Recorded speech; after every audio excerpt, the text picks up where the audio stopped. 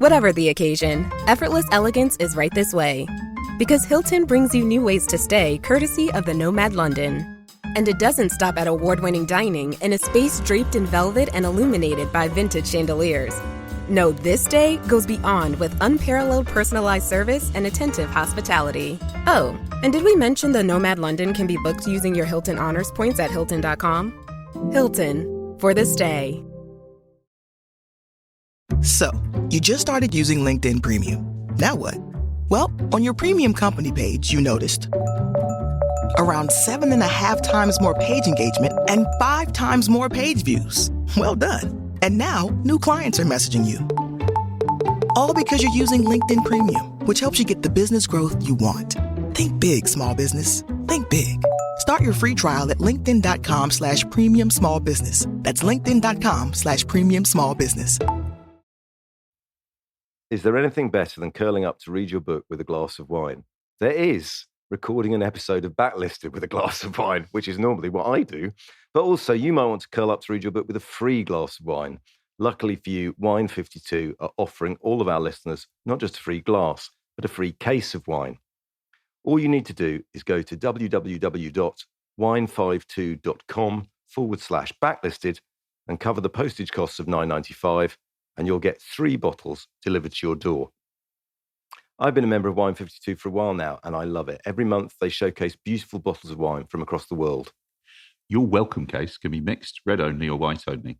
One of the whites included is a beautiful Lucasia by Agresti Vini. It's light, crisp, with fresh notes of gooseberry, honeysuckle and jasmine. Also included is Glug magazine, which delves into each region's wine culture, and 2 tasty snacks for you to enjoy. After your free case, you'll join the monthly wine club. There's no minimum commitment. If it's not for you, pause or cancel any time. So remember, that's www.wine52.com/backlisted to claim your free case of delicious wine today.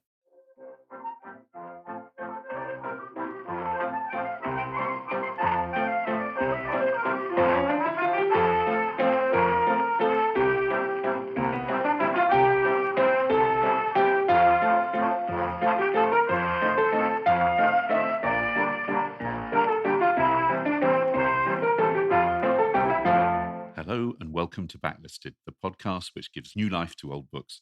Today you find us on a summer's evening in Belgravia, London, in the mid-1860s. We're witnessing a society party in the middle of the season, and a quadrille has just been called. A strikingly beautiful woman has ascended the stairs and entered the drawing room. A tall, slightly older man asks her to dance. The music starts, and all eyes in the room are drawn to the blaze of jewels that adorn the woman's slender neck. I'm John Mitchinson, the publisher of Unbound, where people crowdfund books they really want to read. And I'm Andy Miller, the author of The Year of Reading Dangerously. And today we are joined by 2 returning guests, Jennifer Egan and Nell Stevens. Welcome back to you both. Hello. Hello. Regular listeners will remember their wonderful double act on episode 170 last year, when the subject of discussion was Mrs. Gaskell's North and South. And it was a mark of how well that episode went, that neither party chose to speak exclusively for North or South. It was very much an exchange, a free and fair exchange. And at the end of that episode, we enjoyed it so much, there was, like we always do, say, oh, please come back, what would you like to talk about? And somebody, and I can't remember who, but I think it was Nell, maybe, said they would love to come back and talk about, of all people, firebrand revolutionary author Anthony Trollope. And that's exactly what has happened. Let me do the introductions. Jennifer Egan is the author of several novels, including A Visit from the Goon Squad, which won the 2011 Pulitzer Prize and was recently named one of the best books of the decade by Time magazine and Entertainment Weekly. Her latest novel, The Candy House, a sibling to A Visit from the Goon Squad, was published in 2022 by Corsair in the UK and Scribner in the US, and was chosen by President Obama as one of his favorite books of the year. Wow. Jennifer, how did you find out that had happened? Were you notified or did you stumble upon it? I was notified the moment it hit the internet, because that's the world we live in. Yep. Yeah, good. And I was happy to see it, of course. Oh, my God. Of course. Incredible. Nell Stevens writes memoir and fiction. Her debut novel, Briefly, A Delicious Life, was published in 2022 by Picador in the UK and Scribner in the US. She is the author of Bleaker House and Mrs. Gaskell and Me, published as The Victorian and the Romantic in North America, which won the 2019 Somerset Maugham Award. She was shortlisted for the BBC National Short Story Award in 2018, and she is an assistant professor of creative writing at the University of Warwick. And to add a bit of suspense and tension, Nell, to this entire episode recording, what might happen at any time in your house and the room in which you are recording? Well, I don't know if the listeners are going to be ready for it. The heat pump might come on. My wife might run a bath for our 2-year-old, at which point a sort of god-awful droning will arrive, which is the sound of the hot water pump. I'm hiding in essentially the attic of our house, but that does mean that my companion here is the pump. So get ready, everybody. Yeah.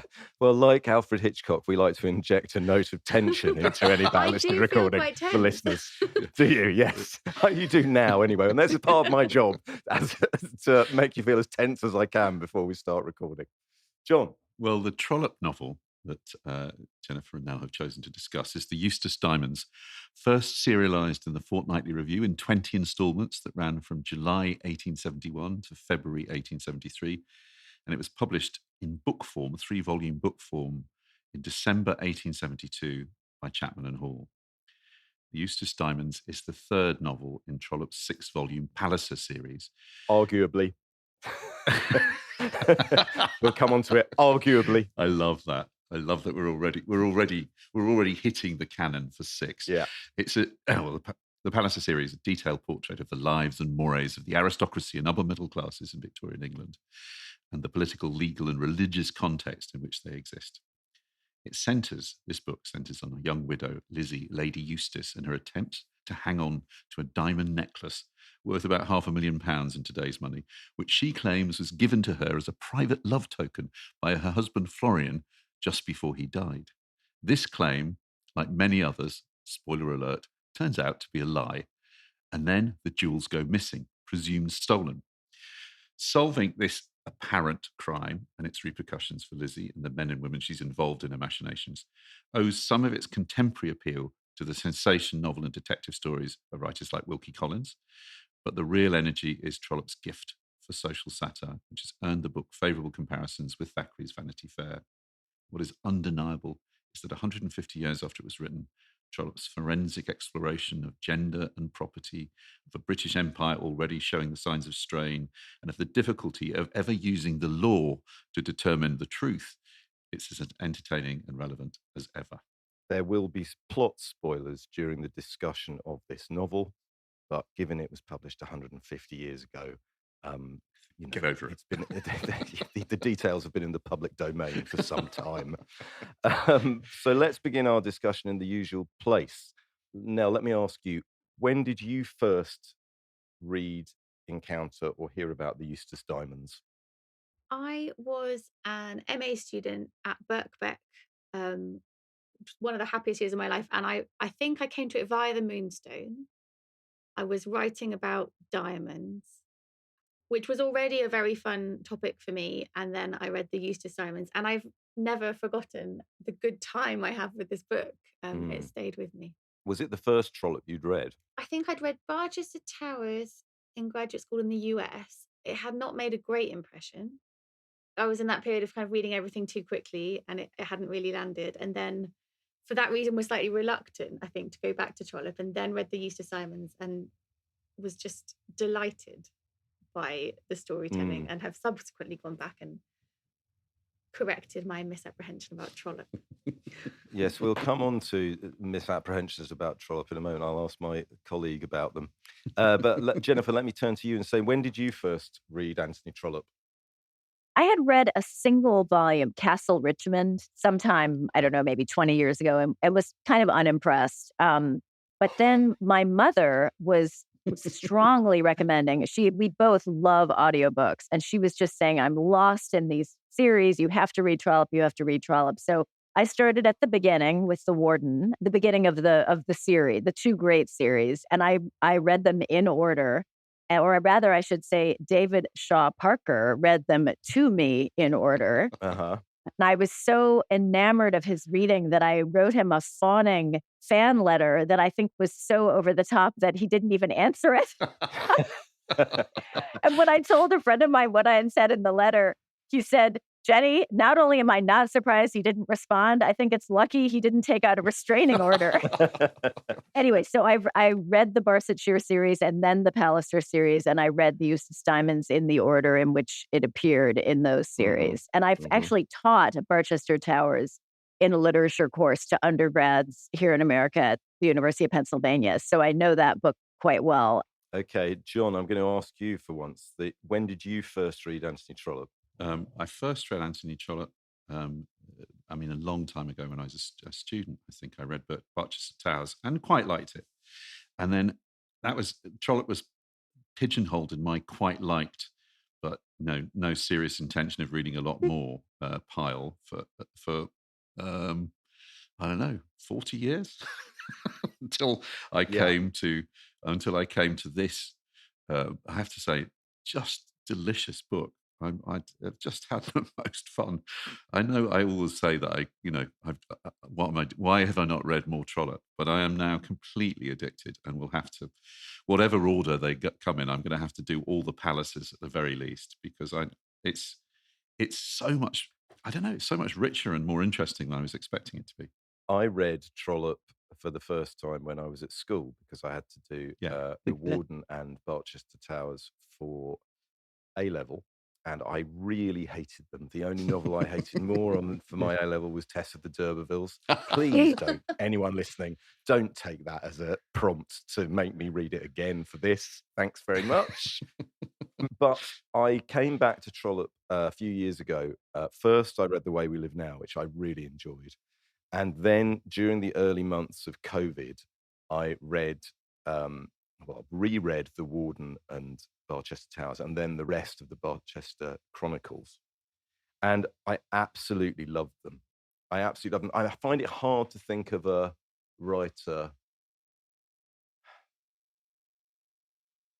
it was wasted on me as a 16-year-old. And it was an absolute delight and balm and comfort and all those other things as a 50-something. So I was delighted when you both came up with this plan to bring Trollope to Backlisted. And I want to give a shout out to our producer, Nikki Birch, Nikki Birch, what was the first Anthony Trollope novel you read? The Eustace Diamonds, Andy. My mother, who died a couple of years ago, has a bookshelf full of Anthony Trollope. So I've always wanted to. So this was really a really good moment for me because I finally got round to reading Trollope, and I feel like I understand her a little bit more. So thank you very much, Nell and Jenny. Jennifer, who was the reader of your audiobooks? David Shaw Parker. And he actually, at a certain point, I had to pause in my reading because he hadn't finished reading the Palliser series. So I had to wait for the Duke's Children, and I was so impatient.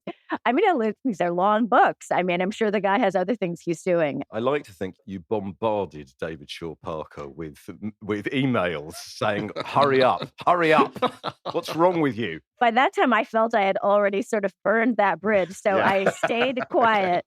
But I did compliment him on Twitter, and that I think was a little more of a neutral environment. He was more comfortable responding. But, one thing I just would say, at least, I think there's a feeling here among people who read Trollope, and by here I mean America, that he sort of got a certain kind of American type, the kind of shameless, never apologize, never explain. And of course, that type is, embodied in Donald Trump. So I think Trollope has felt more relevant here. That's so interesting. I very much enjoyed reading the Eustace Diamonds with the assistance of a different reader of Trollope, Timothy West, the actor Timothy West, whose audiobooks are available over here. Nikki, I think you did the audio as well, didn't you? Yeah, I did. Yeah, the same reading. It was fabulous. It was 25 hours long. Fantastic. He manages to get laughs where I don't even know laughs are meant to land, but not in an inappropriate way. So, oh yeah, I'm just so curious about these experiences we had as young people with Trollope. Yeah. Being so uniformly negative or at least underwhelmed. And I'm just so intrigued by what it is about Trollope that when you revisit later is more moving. And also secondary question, whether if we'd been given the Eustace Diamonds, age 16 or 20, whether we would still have been kind of turned off by it, or whether there's something about this novel that might have excited a younger reader, even though it's Trollope. You know, I felt when I assigned Barchester Towers to my undergrads that this was going to land like an explosion of joy because it's, you know, he's the great serialist. He made series of series and we're obsessed with television series. And that book has such memorable characters and it's all about sexuality. I was like, come on. I mean, this is going to start a kind of viral Trollope phenomenon in America right in this classroom. This is amazing. It did not really happen. I'm sorry to say. I like the concept, Jennifer, that Trollope didn't only invent the post box, but also the DVD box set. That's a new wrinkle on it. I would like to respond to Nell's question. I think had I read the Eustace Diamonds, I probably still would have struggled with it. I think you're right. I would have enjoyed the kind of melodrama of it, or at least the fact that there was some melodrama. I mean, the warden was sort of much too gentle for me then, and now, of course, soothingly gentle. John, what do you think? Would you have enjoyed this? It's a heist book, isn't it? It's a heist book. It's brilliant. Talking, you know, we were talking about the Maltese Falcon and MacGuffins. This necklace, it's the most brilliant MacGuffin ever invented. It's like, what is the necklace? Why does she love it so much? Why does she want to have it so much? And I have to say, for people who like inside kind of, language coming from outside, that Dove, the lawyer who gives the legal opinion, which I know that Trollope went to great lengths to get a really senior lawyer to write, that judgment on whether or not the necklace, the Eustace Diamonds of the title, can be accounted an heirloom and therefore should stay with the family, or is paraphernalia. Yes, paraphernalia is the word, yes. Isn't that the most amazing thing about this novel, though, that it is a sensation novel with a long legal opinion written within it, and yet I'm gripped when I read that Dove letter. Yeah. It really reminds me of the sort of when you're following, every now and then you get a proper showbiz trial and you can read the live feed on The Guardian, and I become briefly a legal expert. I have that with this book, with the Dove letter. One of the things about this novel I think is great is it contains multitudes. You think you know what you're going to get. You think you're going to get the Trollopian drollery. And it manages to include all sorts of other voices and textures and set pieces, and of which one, as you say, is the sensation novel. Sensation novels being a kind of terribly voguish thing in the 1860s and 70s, weren't they? Wilkie Collins, The Moonstone. Melodrama as a texture, but also backed up with some degree of social realism. And you can Police see that's what procedural, Trollope is that kind of heading for here. We've got an audio clip. If you're of a certain age, you may remember that the BBC serialised the Palliser novels, following on from the Forsyte saga in the early 1970s, adapted in 26 episodes by Simon Raven. Simon Raven included in his account of the Pallisers the Eustace Diamonds, even though Anthony Trollope said it wasn't. So part of the sequence. So we will come back to that in a moment. But you may recognize a couple of the voices in this clip, and it may well remind you of one or two other television programs from that era. Flora, you should not speak of your brother as if he were a piece of cannon. I speak of my brother as I see him. 7th Lord Fawn of Fawn Court, and entitled to respect from all courtiers, which mother he is not at the moment receiving. Now, since no one else is prepared to act, it is up to me, as his eldest and only married sister, to take matters in hand. Now then, Frederick. Yes, Clara. First, let us establish the exact situation. Are you or are you not engaged to Lady Eustace? Well, I don't know. You don't know? Well, you see, our engagement was conditional upon her behaving properly about those diamonds. Well, she hasn't. And since the second robbery, she refuses to assist the police, it appears. And on top of all that, she is living near Shepherd Market with a highly peculiar woman. Oh, Clara, really, I say. Well, in all, Frederick, you need not. For the credit of the family, you must not consort any further with Lady Eustace. So much for her. The thing to be settled now is whom you shall consort with. Don't you think, Clara, dear, that Frederick might like to decide that for himself? If we leave it to Frederick, Mamma, he will either marry disaster or die an old maid. So, Frederick, you need someone more respectable than Lady Eustace. Yes, indeed. But you also need someone with her kind of money. More, if possible. You have a widowed mother to maintain, and 7 sisters for whom to find dowries. Very large dowries they will need. Well, you did not have very much, Clara, dear, but I suppose you had other means of persuasion. General Hittaway saw that I was not to be trifled with, if that is what you mean. Apart from all that, there's Fawn Court to keep up in reputable fashion. There must be more money, Frederick, and it is your duty to marry it. Oh, There we go. Well, it's all on YouTube, everyone, and it's absolutely wonderful. Madeline Christie as Lady Fawn, Derek Jacobi as Lord Fawn, and in full Margot Ledbetter mode, Penelope Keith as Mrs. Hittaway. So the scene that we heard there was to do with Lord Fawn seeking to marry Lady Eustace for her money. What is going on in this novel in terms of the balance between making a lucrative match and making a socially acceptable one? Jennifer. Well, I mean, it seems like in a way that is the entire subject of the novel, that we live in a world now where people can be evaluated in terms of their assets in all senses of that word. And what is possible for them is a direct result of the combined value of those assets. So Lord Fawn has a title and some power in government, but he's very poor. He has to find some money. Lizzie Eustace has money because of her very brief marriage to a wealthy man.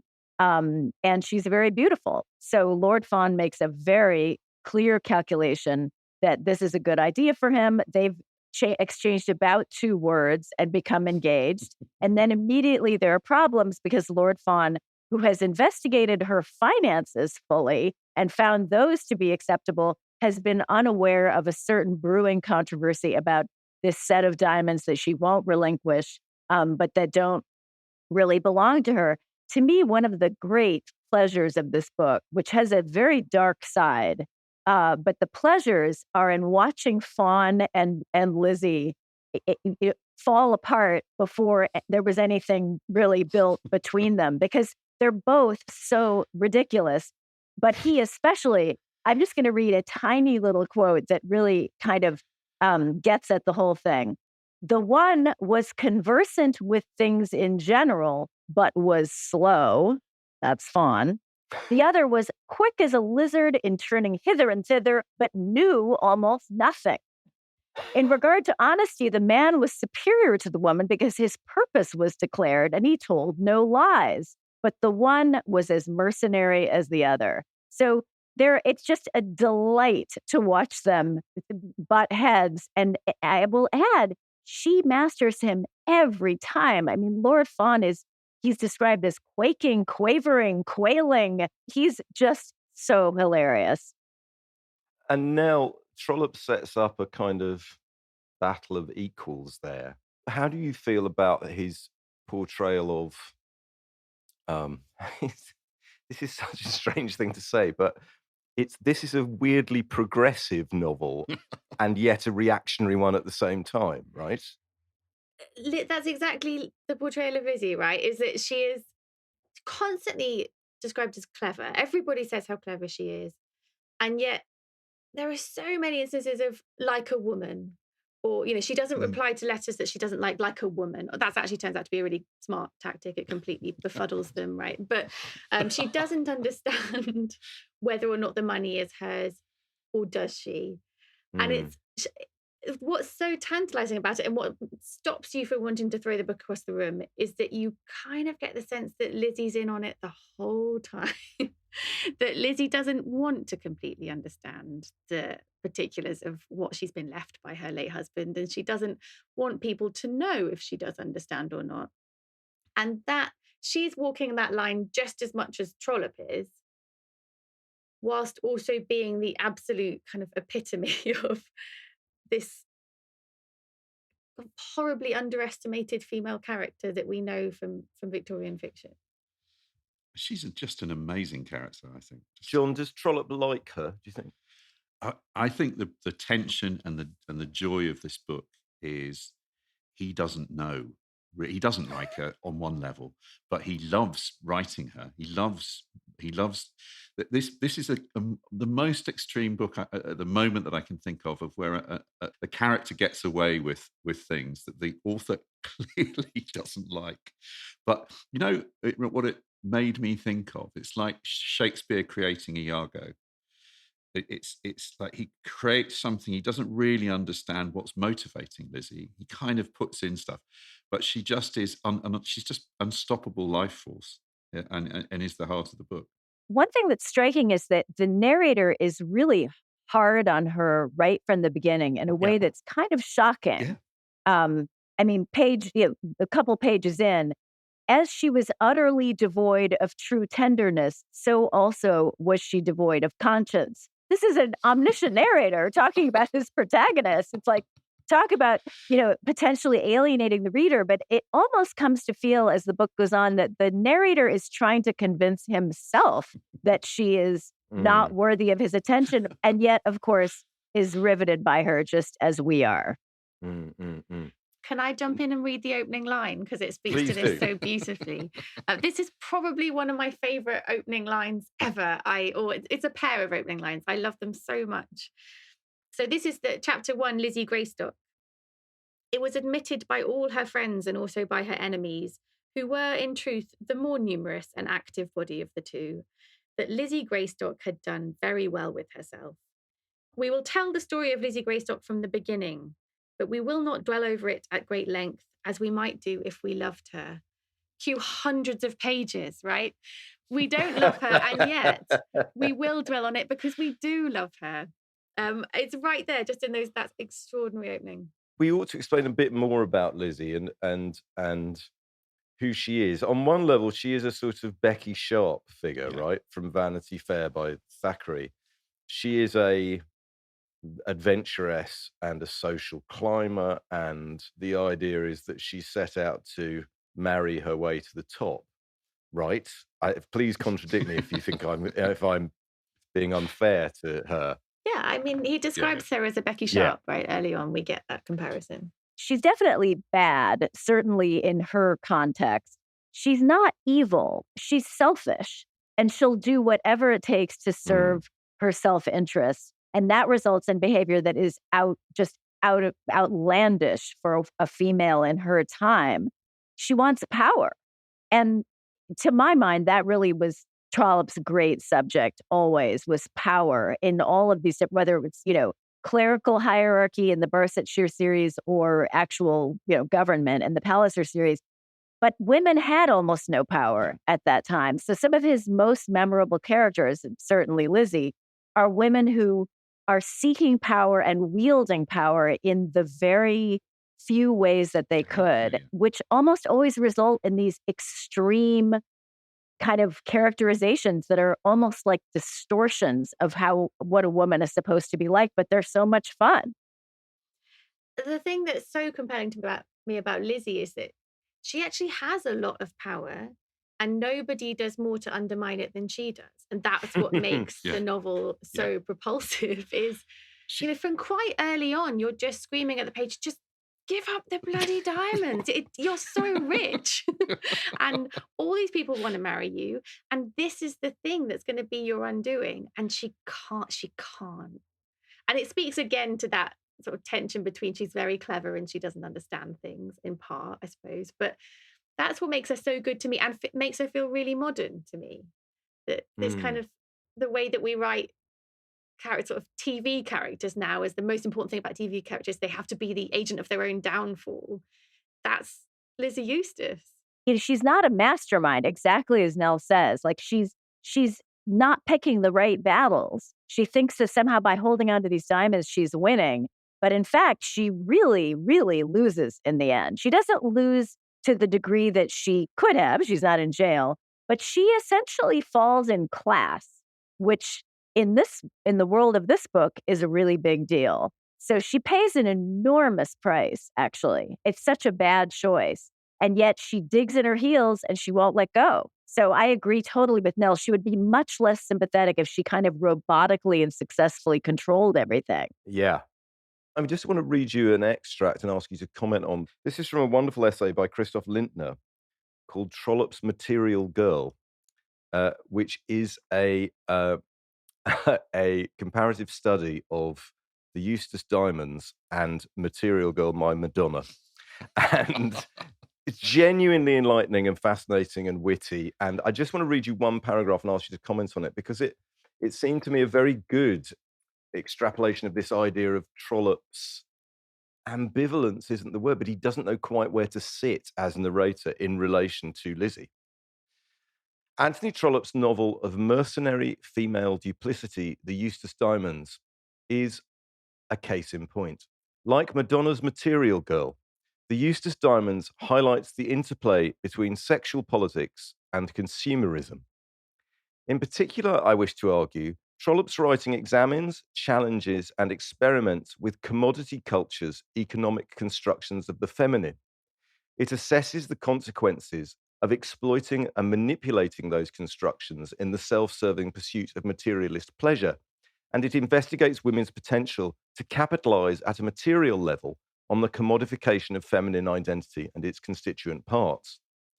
The result is that Trollope's writing projects images of women that appear simultaneously to subvert and revive the dominant sexual politics of 19th century commodity culture, and ultimately it allows its representation of the feminine to be recuperated back into the very categories that the novel itself paradoxically calls into question. I mean, I think that's rather wonderful, if you can decode the academic ease in which it's written, which is he's basically saying he's trapped with her.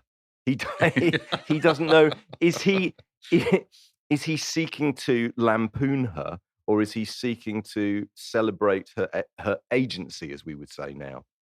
I wonder what we think about that. Is Trollope failing as a satirist in that respect? Sure. I want to say happily yes, right? It's so wonderful that he fails as a satirist with Lizzie Eustace, and that's what makes me love the portrayal. In some ways, it's quite uneven, this novel. And, we get this extreme humor and then these moments of really beautiful psychological realism where your heart kind of breaks for her. Can I read a little section where suddenly we're taking her very, very seriously? She's just been accosted in the street by her sort of enemy lawyer who's demanding the diamonds, and she sets off for the train station with the locked box with the diamonds under her feet. In her sobbing, she felt the thing under her feet and knew she could not get rid of it. She hated the box, and yet she must cling to it now. She was thoroughly ashamed of the box, and yet she must seem to take a pride in it. She was horribly afraid of the box, and yet she must keep it in her own very bedroom.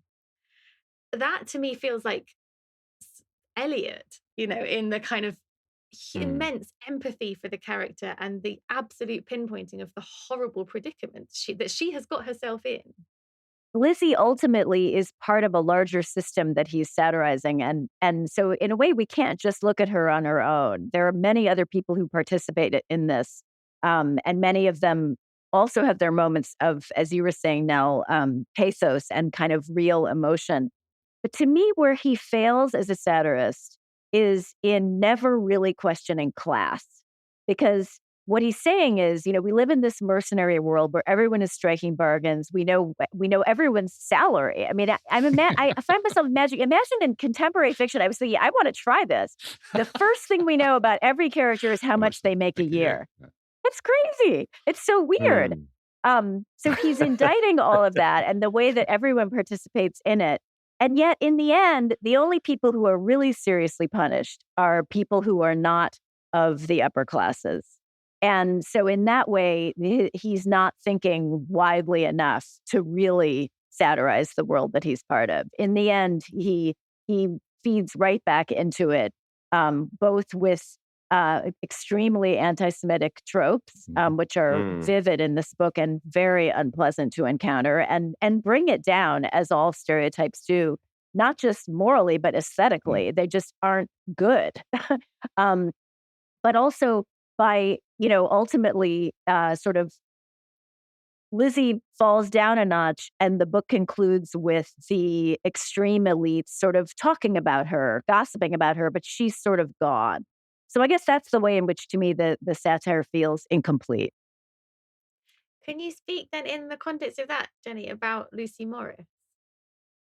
Well, Lucy Morris is an interesting exact opposite and counterpoint to Lizzie Eustace, and much less interesting to read about. And I think that the fact that we are bringing her up only now kind of says it all. She's a sap. Just for a break.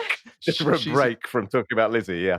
She's true blue. She loves. Good as gold. She lives by her word. She is a completely honest person who is not obsessed with surfaces, is not even that attractive, doesn't notice when people are attractive. So she doesn't participate in that system at all. And she actually wins in this book. She gets the guy, even though, I mean, he's a sap. You got to question whether she would even want him after his complete spinelessness. But there are also some real moments of pathos about her, because there does come a moment when she recognizes that he has wandered, Frank Greystock, her beloved. He has wandered to Lizzie, his cousin, and she sort of glimpses herself in this material way and sees that she, in this system of value, she has nothing to offer and that she's empty-handed. And that's a really brutal moment. The men are all pretty hopeless in this book, let's be honest. And although he has promising moments, and maybe the most interesting thing about him is that he kind of gets off on Lizzie's wildness. There's this lovely bit, kind of 3/4 of the way through, where he's just admiring her chutzpah, and says, going and robbing a bank is sort of, this again, the classist thing, only idiots would do that. But walking into a bank and getting them to give you all your money and then walking out again, that's a great feat, he said. And so she, encouraging him, says, "Do you really think so?" And he says, "The courage, the ingenuity, and the self-confidence needed are certainly admirable. Then there is a cringing and almost contemptible littleness about honesty, which hardly allows it to assert itself.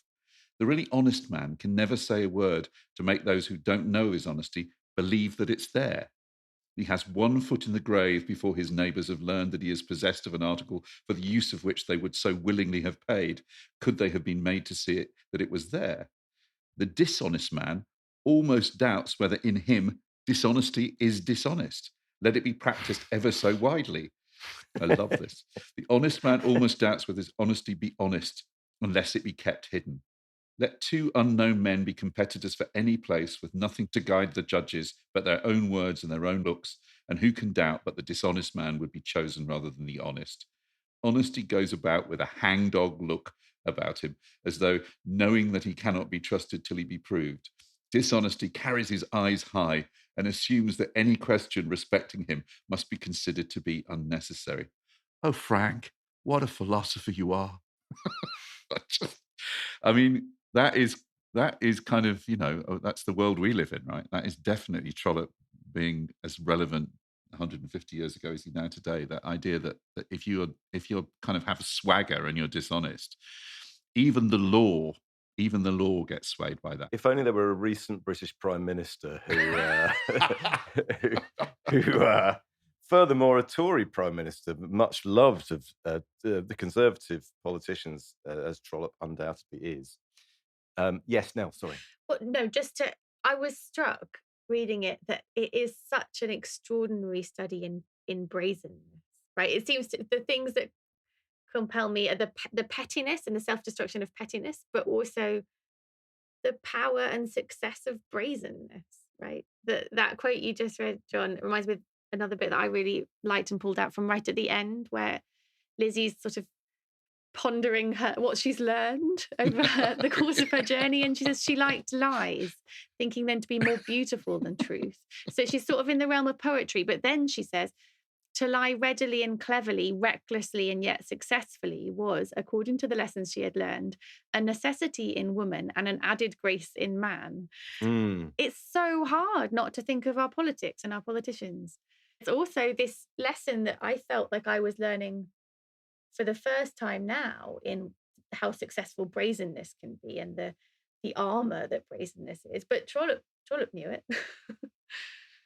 Yeah, and that the essence of brazenness is not apologizing. Like all the rules we've been taught about how to be a good human being and a polite human being don't apply. And what we see is people winning by doing exactly the opposite. And it does feel so relevant. Oh my God. I mean, we're still talking every day in America. I can't even believe it all these years later about how does Trump get away with it? That's the question we ask constantly, because he did lose the presidency, but he's now being multiply indicted and raising money off of it. And he's on our front page every single day. So it really does feel like he's Lizzie Eustace in male form with actual worldly power to wield. Also, I would say Trollope's ambivalence to Lizzie is also ambivalence to lying, because I think there's a kind of equivalency for Trollope. The characters who lie most extravagantly for Trollope are those who are most alive. You have to put it in the context of class. Liars who are not aristocrats are not interesting. You know, Lizzie's maid, Patience Crabstick. What a name. Is not interesting. She's just a minor character of low class who's a crook. And there are several of these in the book, actually. They're not that compelling. So that's why I think class is such an important element of this conversation that Trollope himself, I think, was unaware of, the ways in which he was reaffirming the rules about value and class being a real thing. So lying is great if the person lying is an aristocrat. It's really just what you would expect if the person is low class. The new McCrispy Strip is here. Dip approved by ketchup, tangy barbecue, honey mustard, Sprite, McFlurry, Big Mac sauce, double dipped in buffalo and ranch, more ranch, and creamy chili McCrispy Strip Dip. Now at McDonald's. Ba-da-ba-ba-ba. Ryan Reynolds here from Mint Mobile.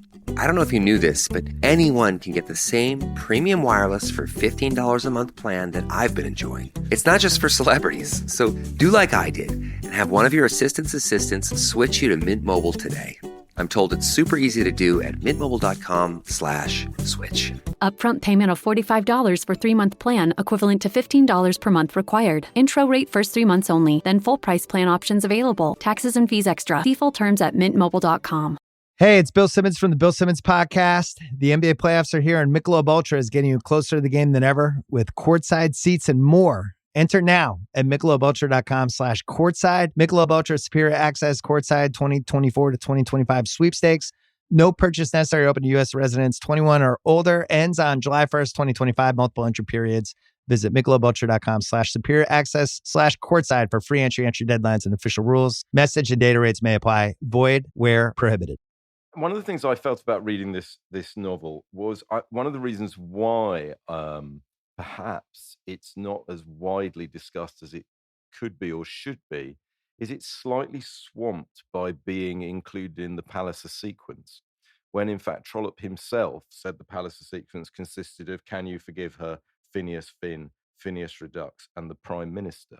It's only in relatively the last 50 years or so people have begun to think of the Eustace Diamonds and to some extent the Duke's Children, which is the final installment, as part of the canon, as it were, of this series of novels. I was pleasantly surprised about how I didn't need to do much background reading to pick up the Eustace Diamonds and be pitched straight into it. The main characters of the Palliser series are really, they almost just function as a kind of Greek chorus in the background, commenting on the action. There are definitely other books in both series in which we really go off on tangents. And to me, that's so inherent in a serialized approach to storytelling. And again, we accept that in television readily, that, okay, this character is coming into focus this season. It didn't feel out of place to me. I guess that's what I'm saying.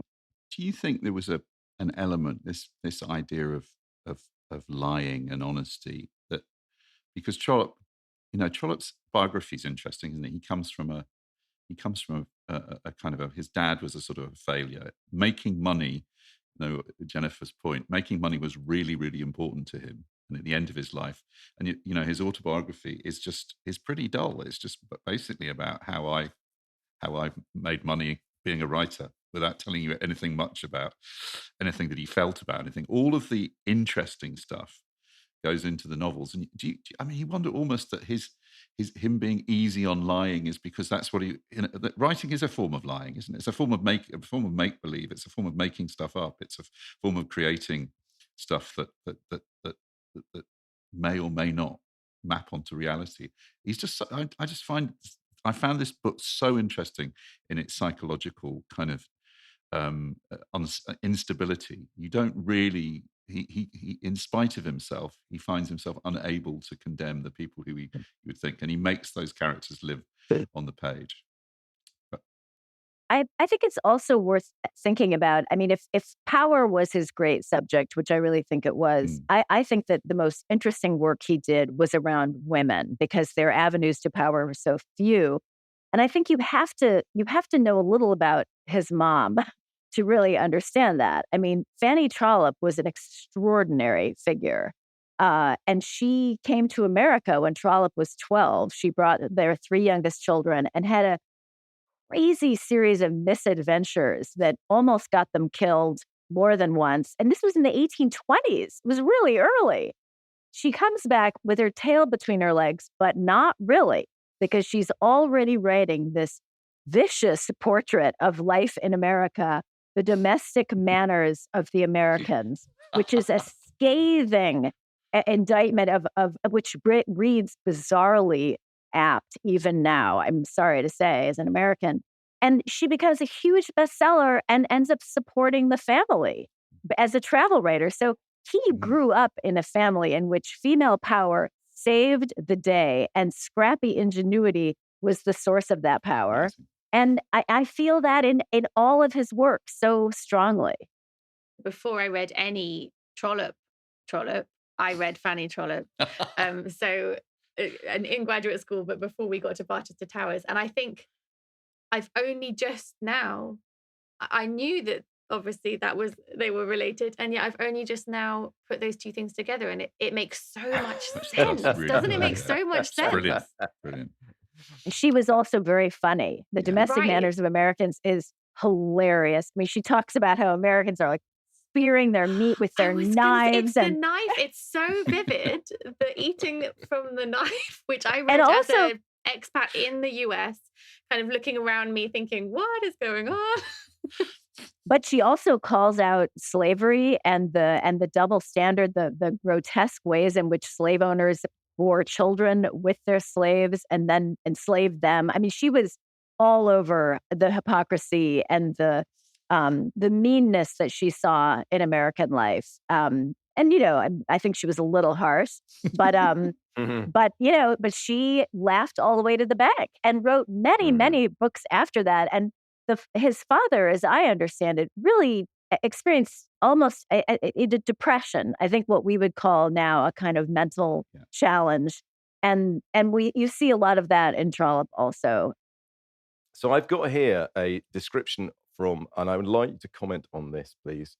This is from the Encyclopedia Britannica, and this is how they open their entry on Anthony Trollope.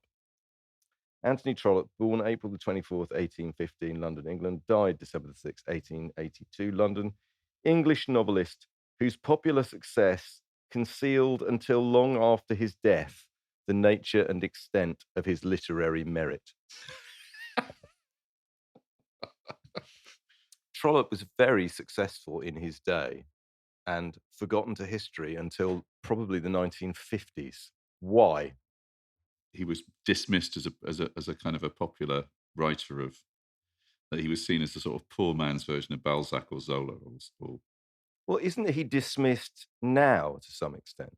He was much thought of as a sophisticated writer in his day and seems now to be what? Some kind of, Tory yarn maker rather than a psychologically complex novelist. I probably said this in relation to Gaskell as well, but I'll keep banging this drum. We get really confused by humor. I think we don't know how to understand humor alongside intellectually rigorous writing, and we either do it by ignoring the humor or just letting someone be a comic novelist, or it's entertaining and it's vicarages and it's a certain kind of shuffling Englishness or shambolic Englishness, and it gets relegated because he's so funny. I think we get confused by that.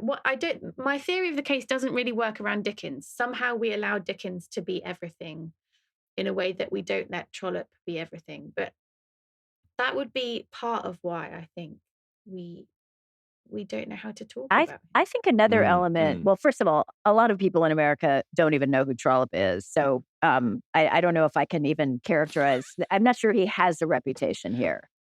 The whole is always greater than the sum of the parts with his books. And I think that's one reason he was such a great serial creator. Series of series. Each book was a series.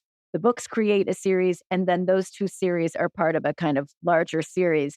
But the more one reads of Trollope, the more the genius becomes really manifest, I think. And I'm just not sure people want to put in the work to do that, even though they'll happily watch many, many hours of serialized television that functions structurally and in its storytelling modes much the same way. And that's so frustrating to me. I really can't figure out why this message is so hard to get across. But, he benefits from being read in bulk. And maybe people just don't want to read anything in bulk nowadays. Yeah. So listen, we normally do some biographical information on our featured author. We're going to do that today. We're going to do it in the form of a true or false quiz. I'm going to read you a fact about Anthony Trollope, each of you, and you have to tell me if it's true or false. And I'll start with my colleague John Mitchinson, because I feel sure he will be able to expand upon this one. We all know, John, that Anthony Trollope, in his job at the post office, invented the post box. Is it true that post boxes were originally painted green, but in 1874 they were changed to red to stop people bumping into them? That is exactly true. Yeah, that is it is true. Fact. It is true. Yeah, that they were seen because green, sort of, because trees are green and grass is green. They've seemed to blend in more, and people, because I think it's hard to imagine now how many of these things sprung up over quite a concentrated period. And there were lots and lots of anecdotal evidence that people were bumping into them and injuring themselves. So yes, true fact. True fact. Thank you very much, Jennifer. Anthony Trollope rose at 5:30 every morning, and he would write for 3 hours before going off to that job at the post office, and he would never revise. True or false? I don't know about the revising. I think the schedule is true. It is true, yes. And reputedly, he never revised. Huh, that's interesting. I think you can tell in a couple of parts of the Eustace Diamonds. I'm just going to come out and say it. Yeah. My sense is that he was somewhat disrespected because of his routine, that he was so routinized in his methodology that people saw that as a little too far from, awaiting the muses and having them sing to him. However, I take my hat off to the guy. To have a thriving postal career and write a bunch of novels, that's amazing. 47 novels. Yeah. Just insane. Yeah. He wrote 250 words every 15 minutes and would pace himself with a watch. He's a monster. Let's be clear. Leo Tolstoy said of Trollope. Mr. Trollope kills me with his excellence. True or false? If he didn't say it, he should have said it. I want to say true. It is true. Trollope's admirers over the years have included Queen Victoria, Virginia Woolf, Elizabeth Gaskell, and Tolstoy, and indeed Henry James, who bumped into him on a transatlantic crossing and was appalled that Trollope curtailed their conversation to go off and get his 250 words done in 15 minutes. He was an absolute machine. Nikki, I've got an Anthony Trollope question for you now. Around the house, Trollope insisted people call him Tony. Tony Trollope, true or false? Everything else has been true. So I'm going to say false just by that. Also, he doesn't seem like a Tony. As far as we know, it's false. But I'm going to refer to him exclusively as Tony Trollope from here on in. TT. Yes, I believe that's not true. I've got a couple more here just because they're fun. John, true or false? Anthony Trollope's final published novel is set in the year 1980. And in it, euthanasia is introduced for all inhabitants of the British Isles at the age of 67. I'm going to say true because there's something in that story that just kind of that absolutely reminds me. It's just triggered some memory in my head. It's true. It's an early example of a dystopian novel called The Fixed Period. And finally, I'll open this to everyone. The cause of Trollope's death was reading a comic novel. True or false? So it's got to be true. It's obviously true. Who would make that up as a falsity? Don't know. What was he reading? What was the novel? Do you know what the novel was? Trollope died shortly after laughing uproariously at F. Anstey's comic novel Vice Versa. He laughed so hard he had a stroke and died a month later. Well, that's a good way to go, in my opinion. That makes me like him even more.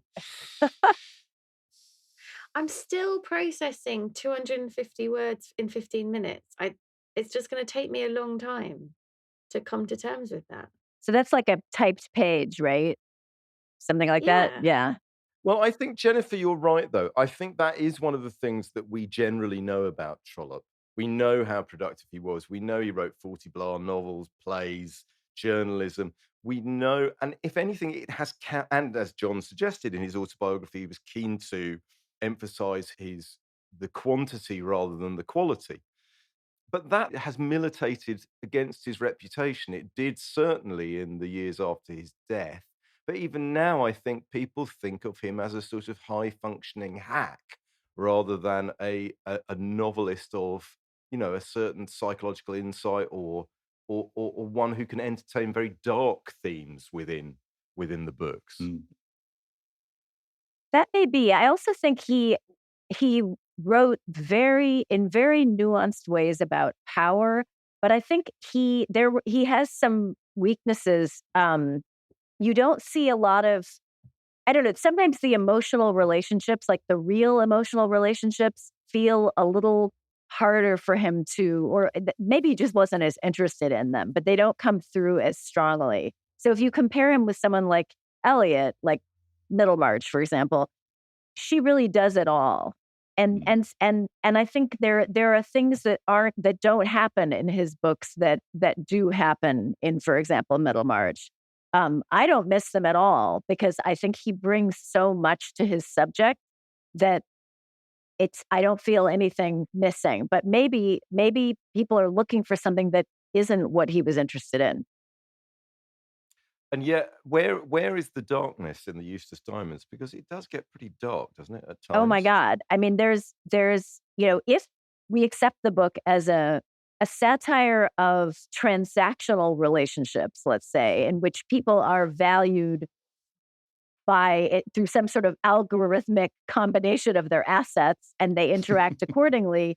There is one relationship in which the horrifying underside of that is really laid bare. And that is between Lucinda Roanoke, who's a young American or at least raised in America, woman with her aunt who's on the lookout for a husband, and Sir Griffin Tuit, who proposes to her.